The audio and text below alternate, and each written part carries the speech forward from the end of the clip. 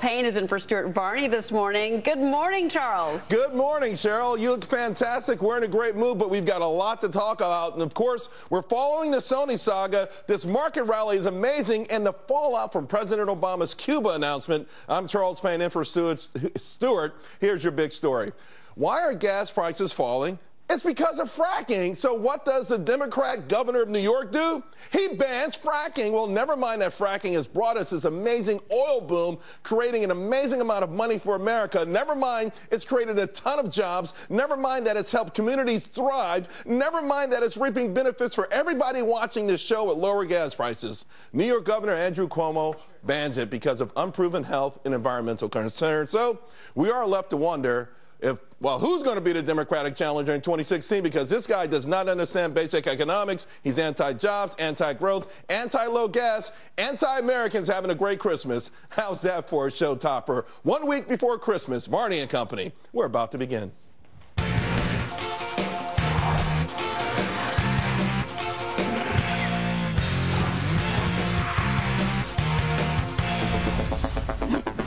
All right, guys, let's check on that big board right now. Dow up 219 points following the biggest session of the year with another big session. The big gainers on the Dow right now, Microsoft, Goldman Sachs, IBM saying some pretty interesting things about their cloud business, and American Express.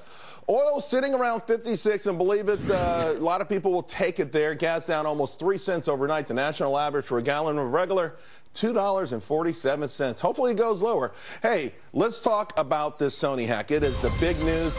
The release of the interview, as you know by now, canceled indefinitely. This coming after the big largest movie theater chains in America all announced that they wouldn't be showing the film after hackers threatened a 9/11-like attack against any theater that would show it. FBI investigators are now saying that North Korea is behind this attack.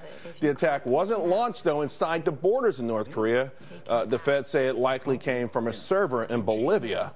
But the same source codes that are used against Sony was also used in a launch in a cyber attack against South Korea. So the same footprint, the fingerprints are all there.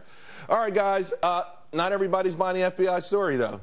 David Kennedy, a good guy hacker and a friend of our program, tweeting last night, quote, "Buzz, right now is NK involved. Don't believe it, but I've been wrong before. Where's the evidence before we start going after another country?"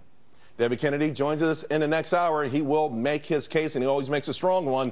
But back to the big story. Our next guest literally wrote the book on fracking. Joining us from Austin is Wall Street Journal's Greg Zuckerman. Well, actually, Austin's a lot closer than it used to be, okay? He's in studio. Yeah, been to Austin, though. Yeah, I bet you have. You've probably been everywhere where there's a big, giant oil boom. All right, Governor Andrew Cuomo of New York, I mean, I guess not necessarily surprising, but certainly heartbreaking that he would say that, okay, let's ban fracking from New York State, a state where people could use the jobs, where we could use the tax revenue, and basing it on things like environmental concerns. It's been an economic godsend for the rest of the nation. Yeah, listen, there are risks with fracking. There's risk with any industrial endeavor, but you have to weigh the risks with the benefits. And if you look at the latest scientific research, fracking has become safer, and it's not nearly as worthy of concern as the environmentalists make it out to be. So rather than sort of banning it, I would have thought he would have said,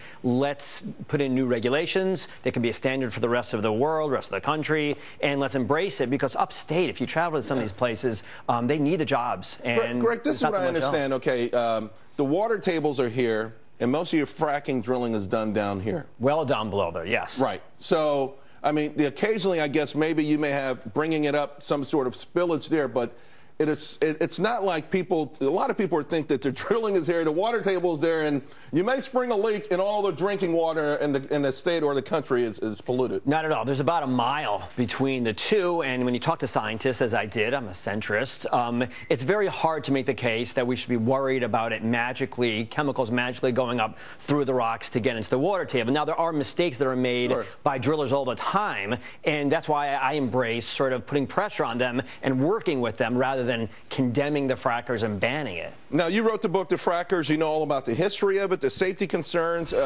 They also talked about climate change. They connected the dots to climate change. I mean, this, again, is just such ridiculous nonsense when you compare it to, what's going on in the world, the fact that India and China will pollute this world for the next 30 years to come, and we'll do our fair share as well because people like to get to grandma's house for Christmas.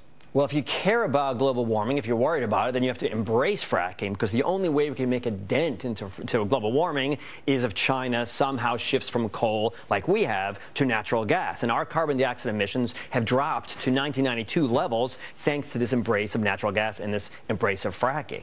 Monica, you're here, and I just wanted to bring you in real quick on the political ramifications of this. I said in our morning meeting, there's no way in the world Andrew Cuomo could run for president after this, because what you're saying to the American public is the best gift that you got in 2014, cheap gas, I don't like it. I wanted to go higher. But what Andrew Cuomo decided was strictly ideological. I mean, it makes no economic sense. It makes no common sense, as Greg just pointed out.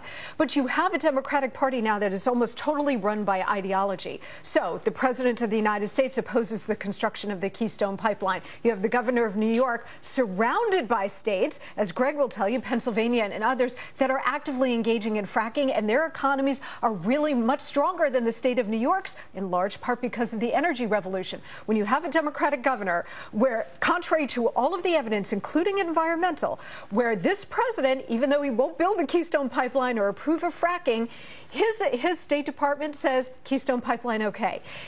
So many other agencies are saying fracking is safe. In the state of New York, agencies have said fracking is safe. So when it's strictly driven by ideology, you have a serious problem. And it's not just exclusive to Andrew Cuomo. This is across the board for the Democratic Party. Speaking of, we're mixing the politics and economics because they go hand in hand more than ever. There's a lot of hope that maybe some of the low-hanging fruit in Congress will be allowing us to export crude oil, allowing greenlighting more facilities that could liquefy this natural gas, export it. After all, if we can get it for $4 here and sell it for $14 in China, it seems like a no-brainer. You think something like this, the industry and the resolve, do you think something like this decision in New York could derail that in any way?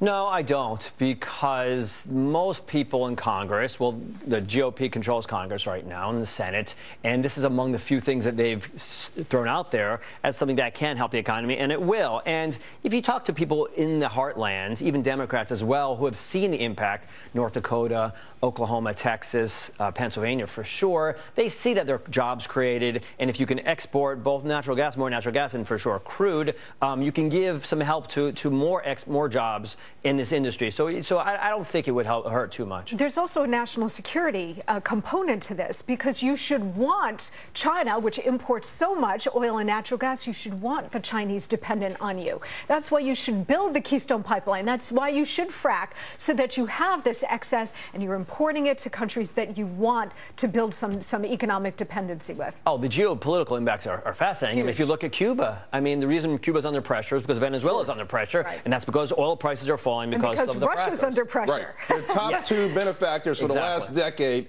both under a whole lot of pressure. And again, I think the impact will be amazing. By the way, don't forget Japan.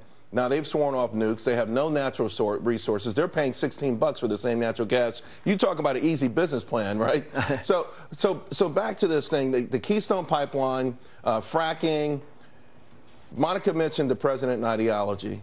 How would you, I know the politics thing is maybe not necessarily your thing, but you know this industry very well.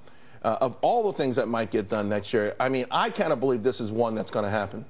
Even despite the crazy post-midterm election decisions and choices that have been made from D.C., I still think that next year something changes. Well, you have to remember that jobs are created, so unions actually embrace this energy revolution. So more so than you would think, there are some people within the Democratic Party that are fans. And, relative to other kind of things, Cuomo is embracing gambling, which I'm not a huge fan of, rather than drilling. So I think there are others that see it that way, but we'll see what happens. All right, thank you very much. Sure. We appreciate you being here instead of in Austin.